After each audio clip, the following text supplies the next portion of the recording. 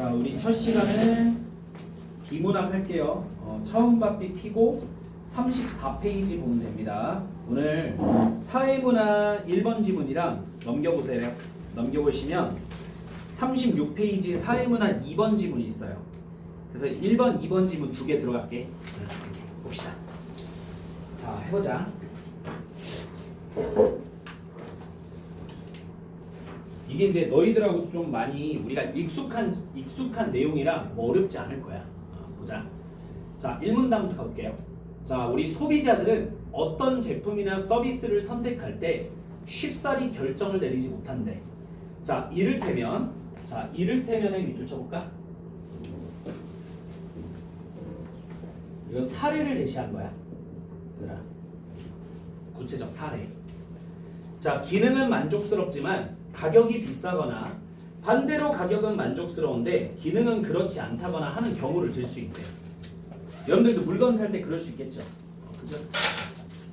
자, 이처럼 소비자들은 구매 과정에서 흔히 갈등을 겪는데 그중 가장 대표적인 것이 접근 갈등이래. 자, 요거 밑줄이야. 이처럼 소비자들은 구매 과정에서 흔히 갈등을 겪게 되는데 자, 그중 가장 대표적인 것이 뭐다? 접근 갈등이래. 접근 갈등. 자, 이것은 둘 이상의 바람직한 대안 중에서 하나만을 골라야 하는 경우에 어느 것을 선택해야 할지 결정하지 못해 발생하는 갈등이야. 또 밑줄 치자. 둘 이상의 바람직한 대안 중에서 하나만을 골라야 하는 경우에 어느 것을 선택해야 할지 결정하지 못해 발생하는 갈등이다. 자, 이때 판매자는 물건을 판매하는 사람은 대안들을 함께 묶어 제공함으로써 소비자가 겪는 접근 갈등을 해소할 수 있대요. 잘 봐. 이때 판매자는 대안들을 함께 묶어 제공함으로써 끊어주시고 자, 소비자가 겪는 접근 갈등을 해소할 수 있대요. 됐습니까? 그러니까 오늘 매운 소세지 먹을까? 아니면 어때? 마늘 들어간 약간 갈릭 소세지 먹을까? 고민하는 거야. 그러면 너네가 그 소세지 판매하는 사람이면 어떻게 하면 되겠냐? 마늘 소세지 사면 알겠지? 또 매운 소세지 같이 주는 거야.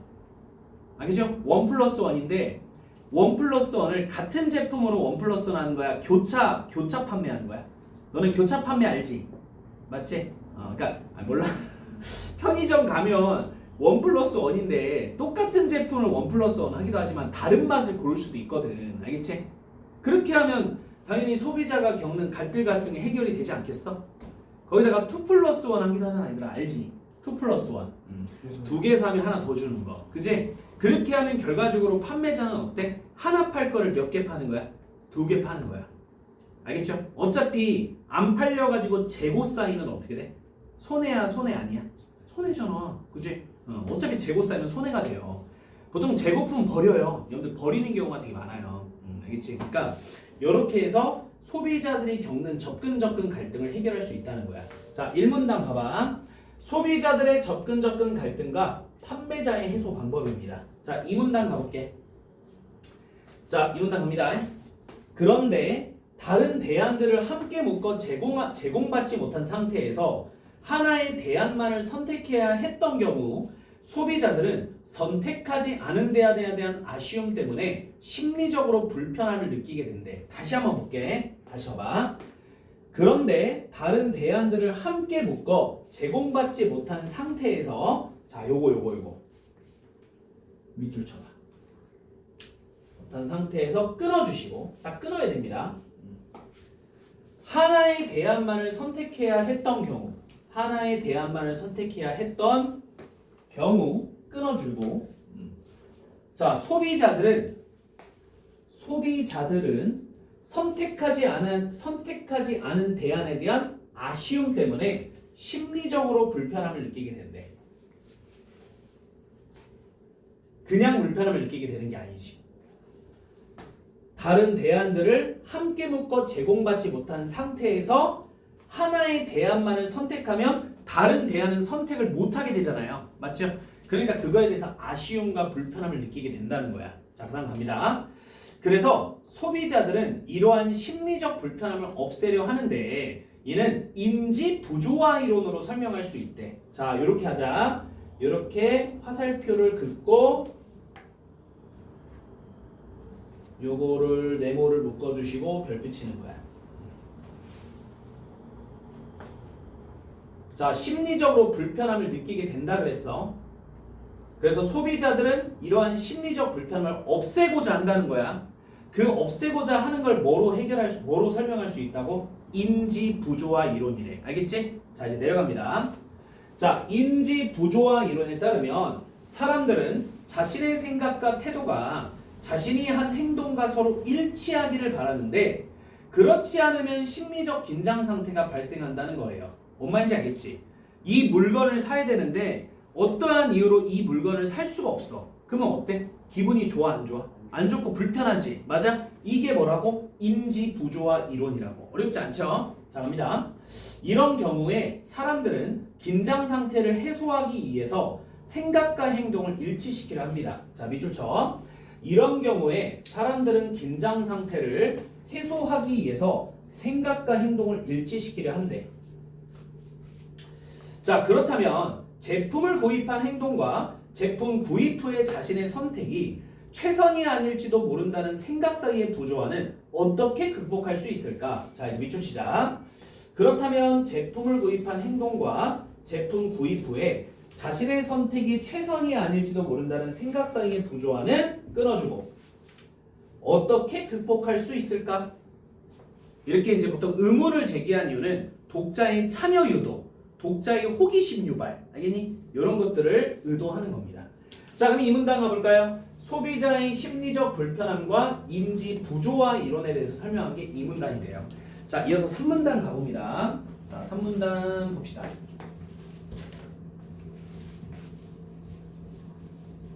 잠깐만. 자, 바로 가자.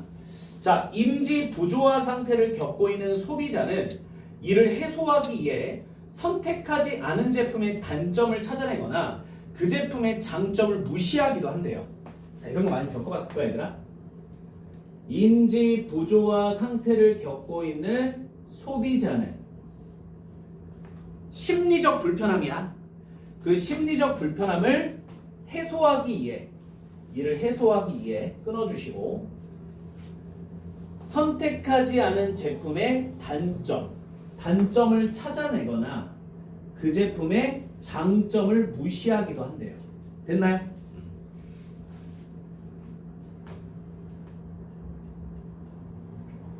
특히 가격이 비쌀수록 어떨까? 더 심할까 안 심할까? 가격이 비쌀수록 심하지 않겠냐? 너네가 자동차를 샀어. 큰맘 먹고 딱 샀다고. 25살, 6살 딱 자동차를 산 거야. 첫 차를 뽑은 거지.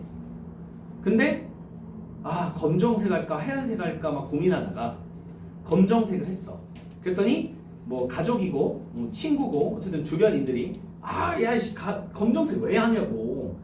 검정색이 얘들아 때 타는 게 좀 심할까 안 심할까? 되게 심해요. 사실 하얀색은 뭐 때 안 탑니까? 때 타는데 그 때 탈 때 그 더러움에 대한 그 느낌이 검정색이 더 심하거든. 알겠지? 근데 만약에 주변에서 검정색 뭐라고 하면서 막 해봐. 그럼 너희들은 어떤 생각이 들어? 짜증나잖아. 그게 인지 부조화 이론이야. 알겠어? 그럼 나는 검정색을 선택한 거에 대한 뭔가 만족감을 느끼고 싶지 않겠니? 그러면 자연스럽게 하얀색으로 되는 자동차의 단점을 찾아내거나 하얀색 자동차에 대한 장점을 무시하기도 한다는 거야. 그러니까 심리적으로 그렇다 이거지. 왜? 그래야지 내가 검정색을 선택한 거에 대한 만족감이 생기니까. 이해가 가니? 자, 아마 여러분들 알아서 스스로 겪으실 거예요. 살아가면서. 알겠지? 당연히 그럴 거야. 자, 가봅시다. 하지만 일반적으로는 자신의 구매 행동을 지지하는 부가 정보들을 찾아냄으로써 현명한 선택을 했다는 것을 스스로에게 확신시킵니다. 밑줄 쳐야 돼요. 자신의 구매 행동을 지지하는 부가 정보들을 찾아냄으로써 끊어주시고 현명한 선택을 했다는 것을 스스로에게 확신시키게 돼. 아니야, 나는 검정색 자동차 산 게 훨씬 잘한 거야. 잘한 거야. 솔직히 야 그런 건 있어. 세차했을 때 있죠. 세차했을 때 가장 만족감이 드는 색깔이 무슨 색깔인 줄 알아? 세차 딱 했을 때 검정색이야. 진짜 번쩍번쩍해요. 내가 봐도 검정색 차는 세차에서 그렇게 세차를 열심히 손세차만 하는 거야, 얘들아. 그 세차장 그 기계 들어가는 거 본 적 있나? 그거 말고, 알겠지? 손세차. 손세차는 보통 3만 원부터야, 일반적으로. 비싸지. 근데 기계 세차는 얼마일까? 싸면 3,000원, 비싸면 5, 6,000원이야. 가격 차이 심하잖아. 손세차는 이렇게 손세차장이 맡겨놓으면 한 30분에서 1시간 정도 있다가 찾거든. 그러면 딱 나왔을 때 번쩍번쩍 광택 나는 게 검정색 차야. 그러니까 이제 어때? 그렇게 함으로써 어때? 나의 만족감을 좀 자꾸 찾아내려 한다는 거지. 알겠니? 흰색은 별 티도 안 나요. 별 티도 안 나요. 보자. 자, 특히 써있지. 자동차나 아파트처럼 고가의 재화를 구매했을 경우에는 구매 직후에 발생하는 인지 부조화가 당연히 심해지는 거야, 얘들아. 비싸니까 가격이. 그래서 이를 해소하려는 노력도 더 크게 나타난다는 겁니다. 자, 이때 밑줄 광고가 중요한 역할을 한대요. 별표. 봐봐. 소비자들은 광고를 통해 자신이 선택한 제품의 장점을 재확인하거나 끊어주시고, 그지? 새로운 선택 이유를 찾아내려고 하는 것입니다. 됐나? 그럼 물건을 판매하는 사람들은 광고에 신경을 쓸까 안 쓸까? 너희들이 검정색 차를 파는 딜러야, 딜러. 그러면 소비자들로 하여금 검정색 차를 사게끔 유도해야 되잖아. 맞아? 그러니까 당연히 광고에 신경을 써 안 써? 써야죠. 엄청 써야죠. 그래야지 검정색 자동차를 구매한 애들이 검색했을 때 아, 내가 검정색 차 사길 잘했구나 인지시켜줘야 될 거 아니야. 무슨 말 알겠지? 막 검정색 차 탄 애는 병신 이렇게 돼 있어. 그러면 아니 그렇게 돼봐. 그러면 더 짜증나잖아요. 이걸 산 거에 대한. 뭔 말인지 알겠지? 그러니까 판매자들은 당연히 광고에 신경을 쓰는 거야. 왜? 소비자들이 광고를 보니까. 가보자.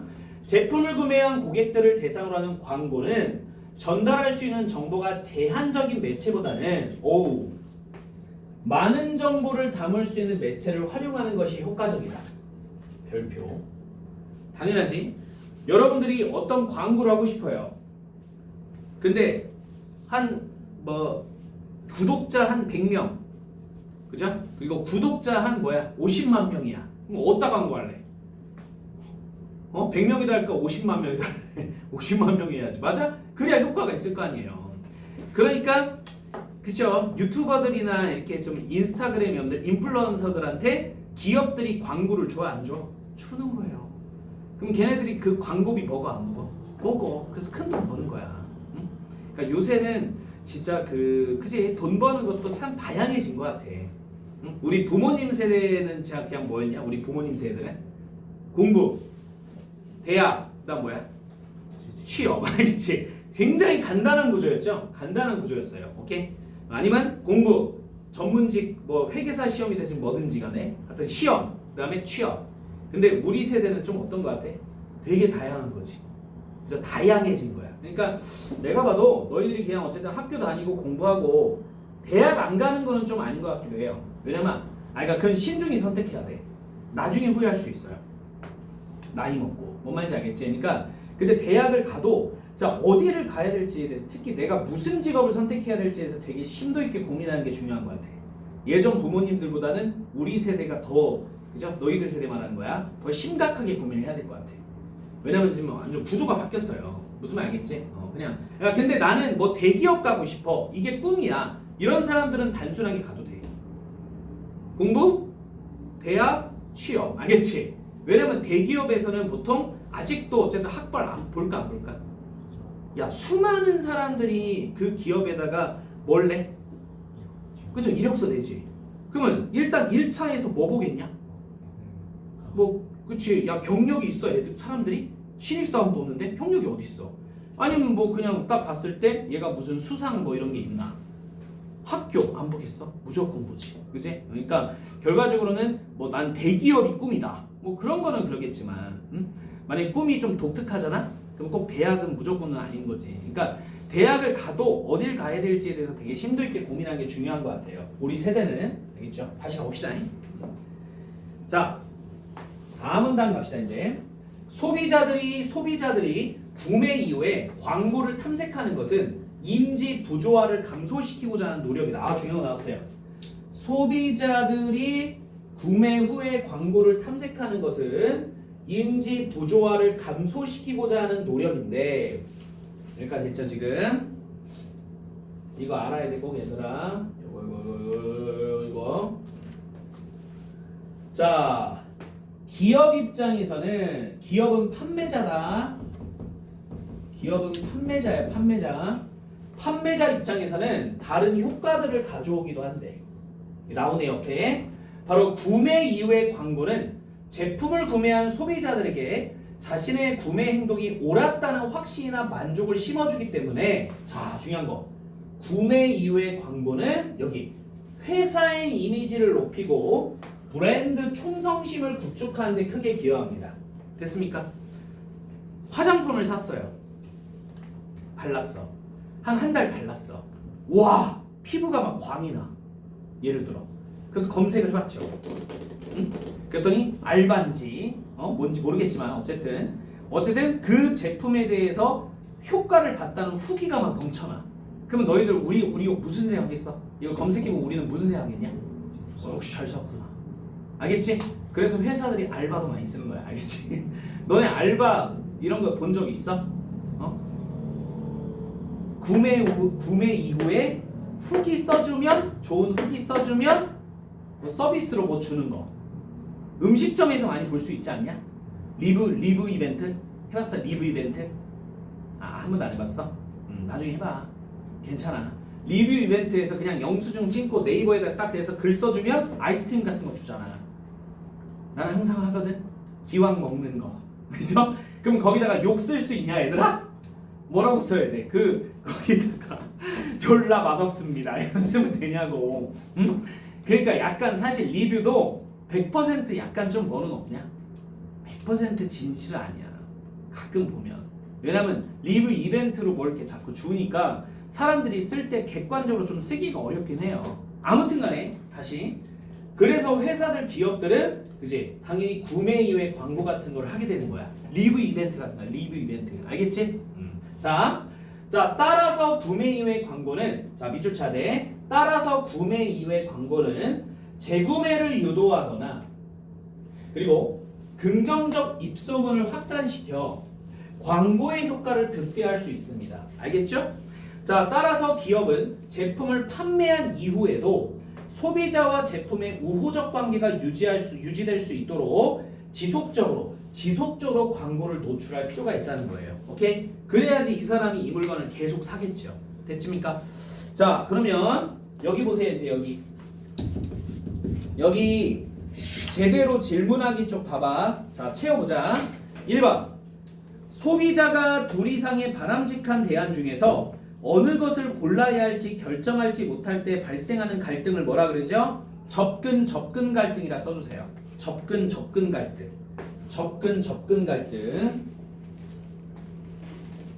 자, 2번. 인지 부조화 이론에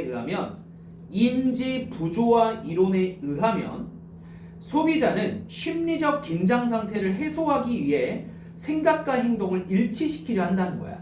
그다음, 제품을 구매한 고객을 대상으로 하는 광고는 가급적 많은 정보를 담을 수 있는 매체를 활용하는 것이 좋습니다.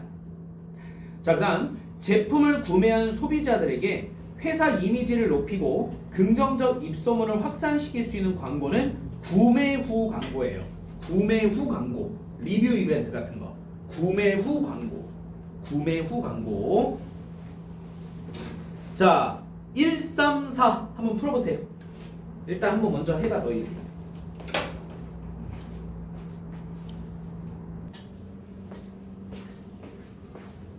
1번 윗글에 대한 이해로 적절한 것은 자 정답은 5번이야. 소비자는 자신의 구매 행위가 최선이었다는 확신이 없을 경우 심리적 긴장 상태를 겪게 된대. 그걸 뭐라 그래 얘들아? 이걸 무슨 이론이라 하지? 인지 부조화 이론이라 그래. 알겠니? 자, 그다음에 2번 기억의 사례로 가장 적절한 것은 판매자가 대안들을 함께 묶는데 짜장면 먹을까? 짬뽕 먹을까? 짜장면 짬뽕을 붙여버리면 되잖아. 맞지? 무슨 면이야? 짬짜면이죠? 그죠? 요새는 근데 이제 유행 끝났나 봐요. 한창 나 때는 엄청 유행했는데. 몇 번일까 얘들아? 5번이야 5번. 됐지? 자 3번 니은의 이유로 가장 적절한 거다. 자 니은 이렇게 니은 이런 거 이렇게 기억이든 니은이든 이 밑줄 친 거 물어볼 때는 앞에나 뒤에 보면 나와. 알겠니?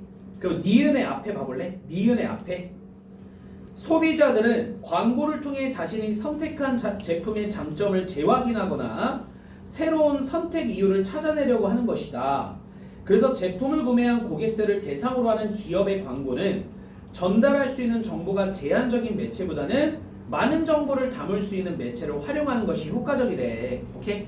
자 그러면 이 니은의 이유로 적절한 것은 5번이죠. 구매 제품에 대한 지지 정보가 많을수록 소비자가 인지 부조화를 해소할 수 있기 때문이야. 알겠니? 댓글이 하나 있는 게 나아요? 댓글이 100개 있는 게 나아요? 100개 있는 게 훨씬 낫잖아요. 그죠? 그럼 만족감을 느끼겠죠? 내가 구매한 거에 대한. 자 4번 다음은 한 자동차 회사의 구매 이후의 광고 전략 화상 회의래. 자 적절하지 않은 거야. 이건 읽어볼게. 피자동차는 가격과 성능이 비슷한 경쟁 제품이 많아서 소비자들이 접근 갈등을 많이 겪는 제품이라고 할 수 있습니다. 과장, 구매 이후의 디자인 때문에 심리적 갈등을 겪고 있는 피자동차 고객들을 위해서 밑줄 새로운 자동차의 출시가 임박했다는 광고를 내리면 어떻게 되겠니? 어떻게 했어? 아우 씨, 좀 이따가 살 걸. 그렇지? 그러면 이게 인지 부조화 이론을 해결하는 거야? 아니지. 오히려 이 제품이 좋다는 광고를 많이 해야겠죠. 맞아? 그래야 고객들이 잘 샀구나. 역시 난 선택을 잘했어. 이럴 거 아니야. 근데 한 달 후에 리모델링 된대. 리뉴얼 된대. 응? 리뉴얼 많이 되는 거 아는 거 알아 얘들아? 자동차 사면 그러니까 이게 타이밍이 중요해. 응? 타이밍. 알겠니? 자동차도 인기가 많은 자동차는 또 팔고 싶잖아. 그러니까 디자인만 뭐 하는 거야? 디자인만 조금 바꾸고 기능만 조금 바꿔. 그래서 팔거든. 가격 조금 올려서. 알겠지? 그러니까 만약에 이런 광고를 늘리게 되면 소비자들이 불만이 나오겠죠. 그러니까 2번이 틀린 거예요. 알겠습니까? 2번이 정답이야. 자, 이 정도 하고 넘어갑시다. 자, 그다음에 이제 우리 두 번째 질문 갑니다. 요거 하고 실 거야. 요것도 쉬워 얘들아. 너무 우리 일상하고 맞물리기 때문에 쉬워. 보자. 자, 1문단부터 가보겠습니다. 자, 직장인 A씨는 셔츠 정기 배송 서비스를 신청해서 일주일간 입을 셔츠를 제공받고 입었던 셔츠는 반납한다. A씨는 셔츠를 직접 사러 가거나 세탁할 필요가 없어져 시간을 절약할 수 있게 되었다. 자, 이렇게 봐봐. 얘들아 여기 묶어봐. 구체적인 사례를 제시한 거야. 직장인 A씨와 같은 사례를 제시해서 좀 더 독자들이 그를 이해할 수 있게 만든 거야. 자, 이제 밑줄이다. 이처럼 소비자가 회원가입 및 신청을 하게 되면 정기적으로 원하는 상품을 배송받거나 필요한 서비스를 언제든지 이용할 수 있는 경제 모델을 뭐라고 한다? 구독경제라고 합니다. 그치? 그래서 구독경제의 개념을 설명하기 위해서 자 아주 어때? 구체적 사례를 제시했던 게 A씨의 일화가 되겠죠? 자 이제 이 문단 가봅니다. 보자 이 문단.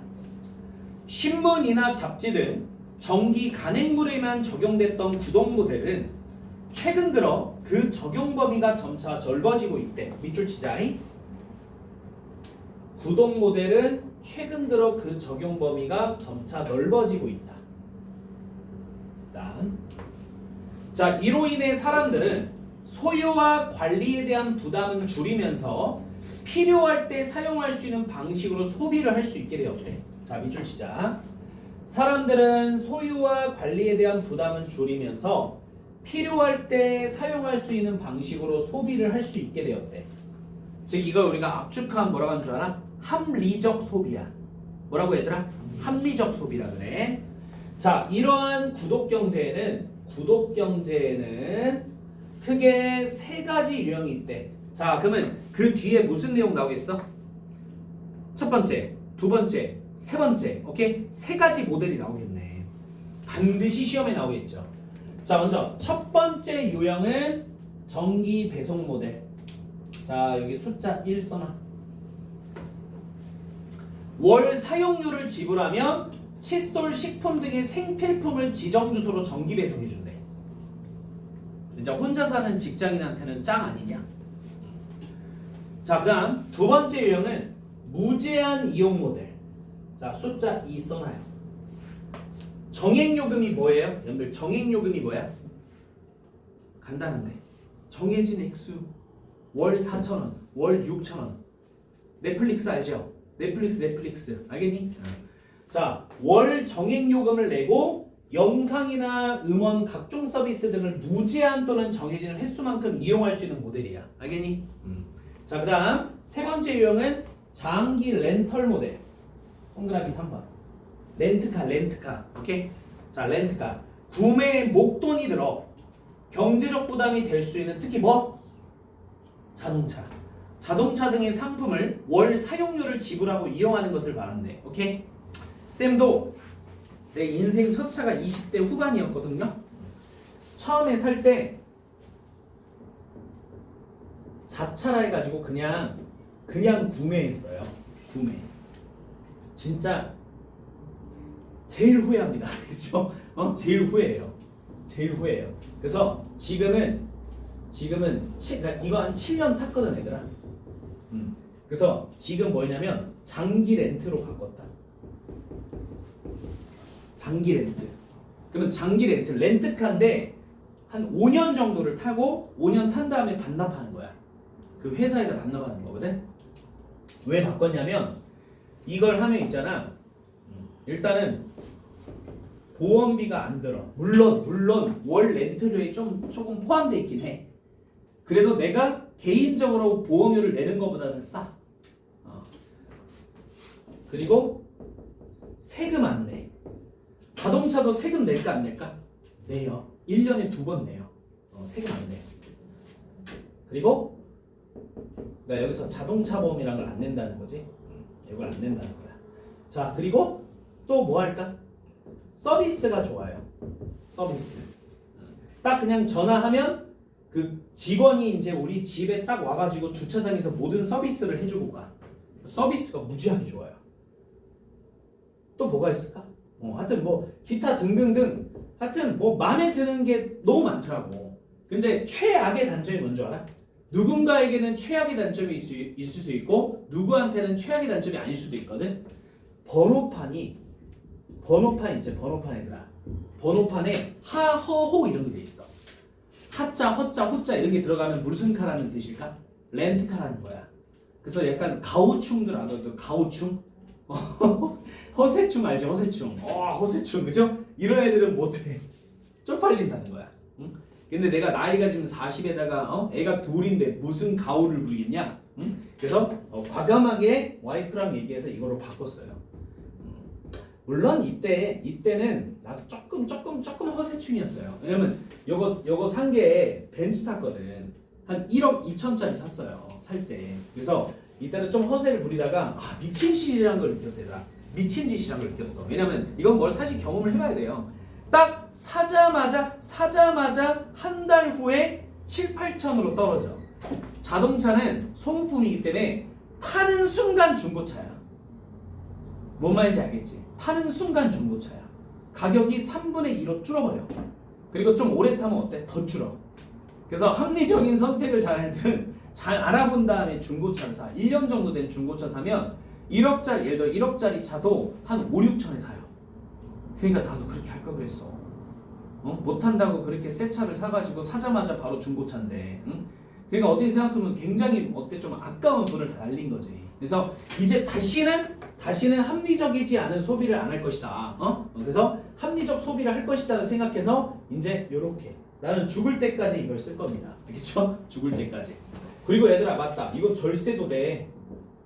절세도 돼. 절세가 뭐야? 세금 절약하는 거지. 맞지? 공제라 그래. 세금 공제. 알겠지? 세금 공제도 많이 돼요.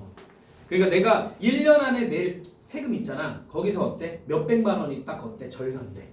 그러니까 진짜 괜찮은데 자 허세충들은 이게 싫죠. 알겠습니까? 번호판 싫어요. 아마 나중에 알게 될 겁니다. 자 그래서 이렇게 해서 우리가 장기 렌털 모델을 쌤이 얘기했던 뭐라고? 자동차 생각하면 되는 거야. 지금 구동 모델의 몇 가지 유형을 봤니? 얘들아 구동 모델의 몇 가지 유형? 3가지 유형을 본 거야. 자 이제 우리가 3문단 가봅시다. 3문단. 잠깐만. 자 볼게요. 최근 들어 구독 경제가 빠르게 확산되고 있는데 그 이유는 무엇일까? 자 밑줄. 구독 경제가 빠르게 확산되고 있는데 그 이유는 무엇일까? 자 경제학자들은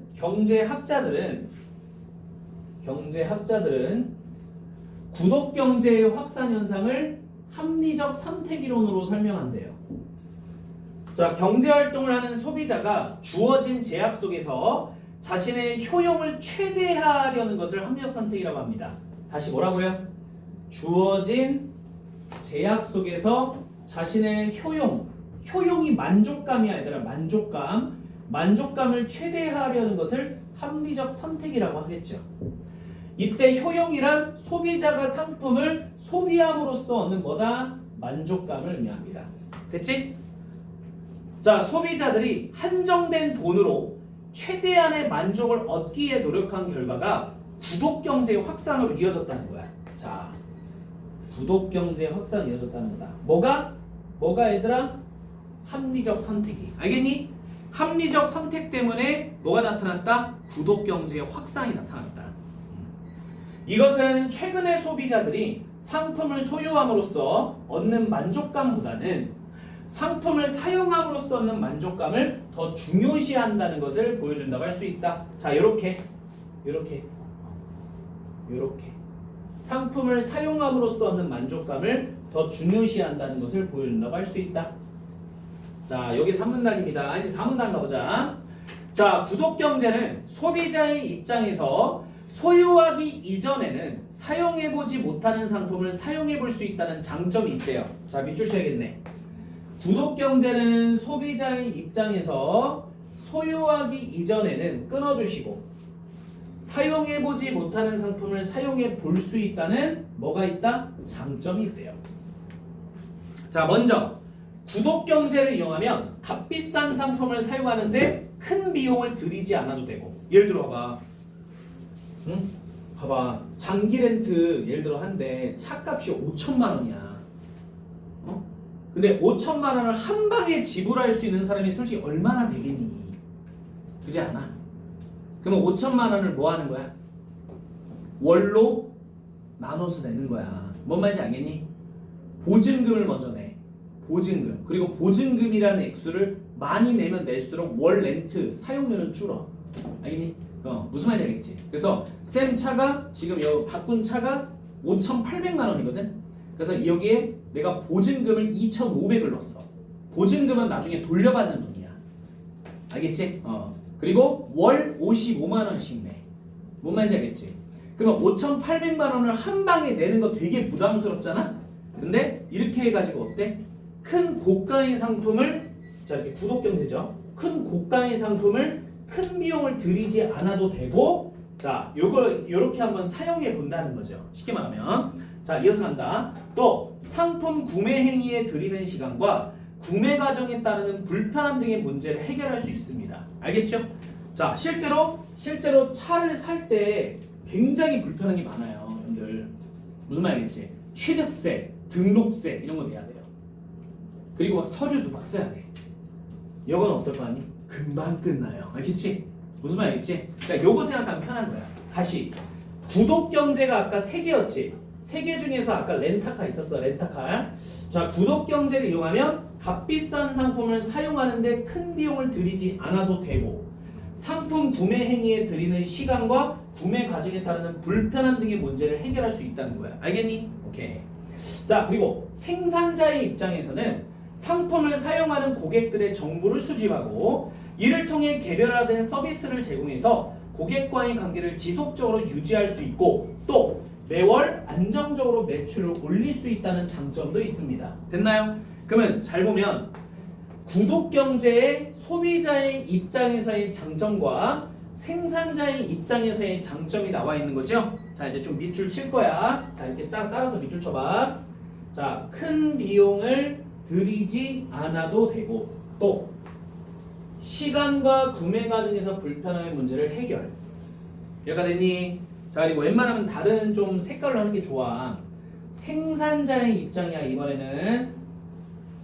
자, 생산자의 입장에서는 고객들의 정보 수집, 그 다음에 고객과의 관계를 지속적으로 유지, 매월 안정적으로 매출을 올릴 수 있다는 장점. 오케이? 이렇게 소비자의 입장과 생산자의 입장을 잘 구분해 주셔야 된다. 자, 여기까지 우리가 4문단입니다. 좀 기다려 줄게.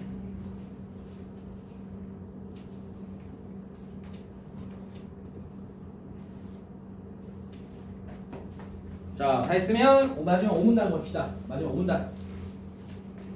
자, 근데 그러나라고 나왔다 얘들아. 그러나가 나오면 똑같은 이야기겠냐 상반된 이야기겠냐? 상반이겠지? 잘 봐. 그러나 구독경제의 확산이 경제활동의 주체들에게 긍정적인 면만 있는 것은 아니다. 이제 보자. 소비자의 입장에서는 구독하는 서비스가 지나치게 많아질 경우 고정 지출이 늘어나 경제적으로 부담이 될 수 있어요. 그리고 진짜 바보 같은 놈들 있어요 가끔. 뭔 줄 알아? 지가 구독해놓고 월마다 내면서 기억도 못해요. 예를 들어 월 유튜브 때문에 월 3,000원 솔직히 큰 돈은 아니지. 아니 얘들아 월 3,000원 낸다고 해가지고 인생이 망하는 건 아니잖아. 근데 그게 쌓이면 돈이 어떻죠? 크지 않습니까? 근데 월 3,000원짜리 유튜버 구독을 해놓고 지가 까먹은 거야. 그리고 내 통장에서는 계속 몇천 원씩 나가. 3,000원씩 계속 나가. 그걸 까먹고 사는 인간도 있어요. 내 주변에서 봤어. 그래서 그 금액을 다 해보니까 얼마인 줄 알아? 정확히 3,000원 아니었고 5,500원이었거든. 걔가 거의 80만 원 정도 나간 거야.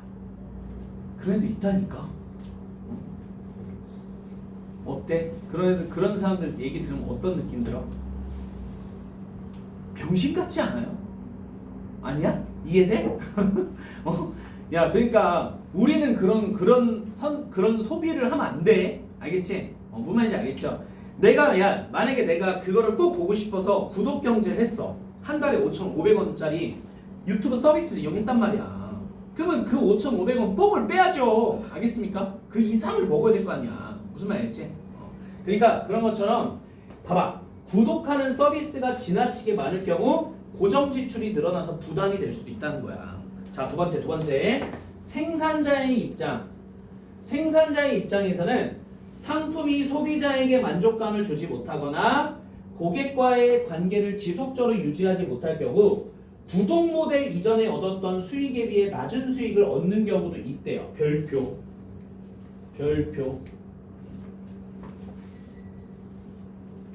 자, 유튜버인데 갑자기 와한테 폭발적 인기를 끌었어. 그럼 매출이 어떻겠냐? 일단 조회수 막 터지니까 막 늘겠지. 그죠? 근데 그렇게 갑자기 들어온 고객들은 갑자기 나가는 경우도 많다. 알겠니? 그러면 그 유튜버가 데리고 있었던 두꺼운 고정 팬들 있지. 팬들이 나갈 수 있어. 나갈 수도 있지 않겠냐? 왜냐면 자기가 원하는 서비스가 이제 안 나오니까 사람들 많아지니까 에이씨 하고 나가버리지. 그럼 봐봐, 그 사람들 나가버렸어. 고정 팬들을 놓쳤잖아. 그러면 그 갑자기 들어왔던 사람들도 뭐 할 수도 있어? 재미없으니까 뭐 하는 거야? 나가버리지. 그러면 결과적으로는 매출이 어떻게 될까? 떨어져 버리는 거야. 알겠지? 너희들 골목 식당이란 프로그램 알아? 백종원이 했던 거 대부분 망했어 지금. 그러니까 안 망한 데는 안 망했는데 망한 가게 진짜 많대. 왜 그럴까? 자, 식당 빵 떴어. 방송에 딱 떴잖아. 그러면 사람들이 어때? 먹으러 와, 안 와? 오지. 그죠? 여기저기 각지에서 오잖아. 이 사람들이 고정적으로 이 식당에 올까? 아니야, 다 먹어보러 온 거야 그냥. 알겠지? 그러면 당장 매출이 늘겠지만 이 기간이 길어질수록 여기 식당에 어떤 단골 손님들은 와서 기다려 안 기다려? 기다리지. 맞아? 그러면 단골 손님들이 어때? 이 식당에서 이 사람들 잘 관리 안 하면 어떻게 되겠니? 안 오지. 그럼 이 사람들은 어때? 한번 먹어보러 온 거라니까 방송 때문에. 그러면 계속 와, 계속 안 와? 계속 안 와. 그럼 결과적으로 이 식당 매출 어떻게 돼? 떨어져요. 이런 경우가 많아요. 알겠니? 그러니까 요거야. 생산자, 판매자 입장에서는 자, 이럴 경우에 구독 모델 이전에 얻었던 수익에 비해 낮은 수익을 얻게 되는 경우도 있다는 거야. 알겠어? 그러니까 갑자기 사람들이 많아졌다고 해가지고 좋은 것만은 아니라는 거예요. 뭔 말인지 알겠니? 자, 따라서 소비자는 합리적 소비 계획을 수립하고, 다시 따라서 소비자는 색깔 맞출게. 합리적 소비 계획을 수립하고 끊어주고, 생산자는 건전한 수익 모델을 연구해서 자신의 경제 활동에 도움이 되는 방향으로 구독 경제를 활용해야 된다는 겁니다. 알겠나요? 자, 그러면 옆에 우리 여기 보자. 제대로 질문하기 위에 있죠? 채워볼게요. 자, 구독 경제의 세 유형 중에서 각종 서비스 등을 무제한 또는 정해진 횟수만큼 이용하는 거 뭐라 그러죠? 무제한 이용 모델. 써놓으세요. 무제한 이용 모델. 무제한 이용 모델. 3문단에 있었다. 미안해. 2문단에 있었다. 자, 구독 경제를 통해 생산자 입장에서 얻을 수 있는 장점 두 가지. 첫 번째, 고객과의 관계 유지. 고객과의 관계 유지. 고객과의 관계 유지. 두 번째, 안정적 매출. 두 번째는 안정적 매출. 두 번째는 안정적 매출. 됐니? 자, 옆에 1, 2, 3번 좀 같이 풀어봅시다. 자, 윗글의 내용과 일치하지 않는 거야. 3번 볼래 얘들아? 3번. 소비자는 구독 경제를 통해 회원 가입 시 개인정보를 제공해야 되는 부담을 없앨 수 있다. 구독 경제를 하면 개인정보를 제공을 안 합니까? 회원 가입을 해야 되는데, 그치? 3번 이상하죠? 3번 틀린 거예요. 3번 틀린 거야. 자, 2번. 자, 윗글의 기억. 윗글의 기억이 뭐였어요? 구독 경제다. 자, 구독 경제와 보기의 니은을 비교해보래. 그럼 우리 보기 보자. 공유 경제는 한 번 생산된 상품이나 서비스를 여러 명이 공유해 사용하는 협력 소비를 통해 비용을 줄이고 소비자의 만족도를 높이는 경제 모델이에요. 야,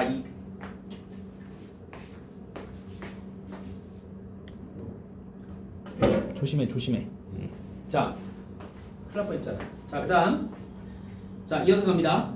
공유 경제는 자원의 활용도를 높이고 자원의 불필요한 소비를 줄일 수 있어 친환경적이라는 평가를 받고 있습니다. 자, 공유 경제의 영역은 주택, 의료 등의 유형 자원에서 시간, 재능 등의 무형 자원으로 확장되고 있대요. 잠깐 봐봐요. 그러면 지금 우리가 그래서 봤던 구독 경제랑 보기에 제시된 공유 경제 있지? 이 두 개를 비교해서 풀어보라 이거야. 다시 한번 봐봐. 공유 경제가 뭐라고 얘들아? 한 번 생산된 상품이나 서비스를 여러 명이 공유해 사용하는 소비래. 알겠니? 그러면 비용도 줄이고 만족도를 높일 수 있다는 거야. 자, 그러면 정답은 5번 봐봐. 5번. 구독 경제와 공유 경제 모두 소비자의 부담은 줄이면서 상품을 사용함으로써 얻는 효용이 있음이 뭐라 그랬죠? 만족감. 알겠지? 자, 둘 다 모두 만족감에 관심을 가지는 분. 맞지 않냐? 구독 경제도 결국 만족감을 느끼기 위해서 하는 거잖아. 근데 여기 보기도 어때? 똑같잖아. 두 번째 줄에 소비자의 만족도를 높이는 경제 모델이잖아. 맞아? 그러면 두 개의 공통점은 소비자가 만족도를 높이기 위해서 있는 모델이잖아요. 그래서 5번이 정답인 겁니다. 자, 3번. A에서 C에 해당하는 사례입니다. 이건 다 해볼게요. 자, C부터 와봐 얘들아. 거꾸로 올라갈 거야. C. 장기 렌털 모델. 5번 봐봐. 5번. 월 사용료를 지불하고 정해진 기간에 집에서 사용할 수 있는 의료기기. 얘들아, 의료기기는 비싸 싸? 비싸겠지. 한 방에 쓰면 한 방에 살 수 있어? 아, 물론 살 수 있겠지만 목돈이잖아요. 맞죠? 너무 큰 돈이잖아. 그러니까 5번 월 사용료를 지불하는 거야. 렌털비를 내는 거지. 그러니까 5번은 맞아. 자, B 봐봐. B. B는 무제한 이용 모델이야. 자, 이거 뭐야 여러분들? 넷플릭스 같은 거다. 자, 4번 정액요금을 결제하고 강좌를 일정 기간 원하는 만큼 수강할 수 있는 웹사이트. 너네 패스 알아? 패스? 땡땡 패스. 학원에서 하는 것들. 패스. 요거야. 3번 월 구독료를 내고 읽고 싶은 도서를 마음껏 읽을 수 있는 스마트폰 앱. 됐나요? 자, 그래서 3, 4번 맞죠? 자, A 갑니다. A는 정기 배송 모델이야. 얘들아, 정기 배송 모델은 뭐야? 뭘 갖다 주는 거야. 생필품을 갖다 주는 거라고. 그럼 2번 월정액을 지불하고 주 하루 집으로 뭘 보내준다? 식재료. 맞아요? 식재료는 생필품이죠. 그럼 2번 맞지? 1번 맞을까 틀릴까? 정수기는 찐으로 구매하면 싸 비싸? 비싸 얘들아. 알겠지? 그러니까 이것도 렌털하는 거야. 그러면 1번은 A야 C로 가야 돼? C로 가야 돼. 바꿔주세요. 1번은 C야. 됐습니까? 정수기 사려면 몇백 해요. 여러분들 이제 한 방에 사는 게 이게 좀 부담스럽잖아. 그러니까 월마다 얼마씩 내는 거야. 알겠니? 자, 그래서 3번에 1번은 A가 아니고 C다. 자, 여기까지. 바쁘시고.